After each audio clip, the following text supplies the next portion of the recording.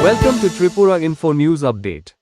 ত্রিপুরার মুখ্যমন্ত্রী ডক্টর মানিক সাহা রবিবার বলেছেন যে নিট পরীক্ষার প্রশ্নপত্র ফাঁসের অভিযোগ নিয়ে শিক্ষার্থীদের যে আন্দোলন হয়েছিল তার কৃতিত্ব বিরোধী দলগুলোর, বিশেষ করে ইন্ডিয়া জোটের, নেওয়া উচিত নয়। তিনি জোর দিয়ে বলেন, এই আন্দোলনের নেতৃত্বে ছিলেন শিক্ষার্থীরাই, কোনো রাজনৈতিক দল নয়। সাংবাদিকদের মুখোমুখি হয়ে তিনি জানান, বিক্ষোভকারী শিক্ষার্থীদের দাবির প্রেক্ষিতে কেন্দ্রীয় সরকার পদক্ষেপ নিয়েছে এবং তাদের সাথে আলোচনার পর কেন্দ্রীয় শিক্ষামন্ত্রী ধর্মেন্দ্র প্রধানের পদত্যাগপত্র গ্রহণ করেছে।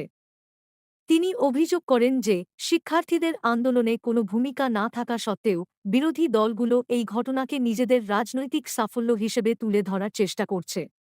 মুখ্যমন্ত্রীর মতে, বিরোধী দলগুলোর আয়োজিত বিক্ষোভ কর্মসূচি শিক্ষার্থীদের আন্দোলনের চেয়ে সম্পূর্ণ আলাদা ছিল। জবাবদিহিতা সংক্রান্ত এক প্রশ্নের জবাবে তিনি বলেন, প্রশ্নপত্র ফাঁসের কথিত ঘটনার জন্য ধর্মেন্দ্র প্রধান ব্যক্তিগতভাবে দায়ী নন। তিনি আরও বলেন, এই বিষয়টির বিভিন্ন দিক রয়েছে এবং কেন্দ্রীয় সরকার বিষয়টি পুঙ্খানুপুঙ্খভাবে খতিয়ে দেখবে।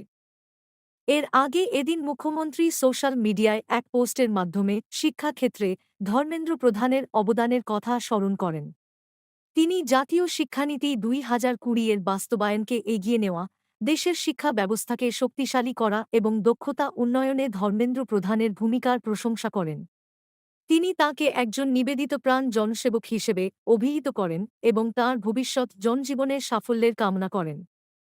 ওনাদের কাছে জিজ্ঞেস করেন, আর এখন ইচ্ছে করে এই বিরোধী দলের যারা আছে ইন্ডি জোটের এবং অন্যান্য, তারা এই স্টুডেন্টদের কিভাবে ভড়কানো যায় এবং তাদের কোন আন্দোলনকে নিজেদের আন্দোলনে সেটাকে ব্যবস্থা করার জন্য যখন যায়, আলটিমেটলি কিন্তু সেখানে কিন্তু তাদের সেখানে কিন্তু তাদের ঢুকবার কোনো সুবিধা নেই। মানুষ বুঝে গেছে, স্টুডেন্টরা বুঝে গেছে। গত কয়েকদিন ধরে আপনারা দেখেছেন সমস্ত ভারতবর্ষের মধ্যে কি অবস্থা করছিল।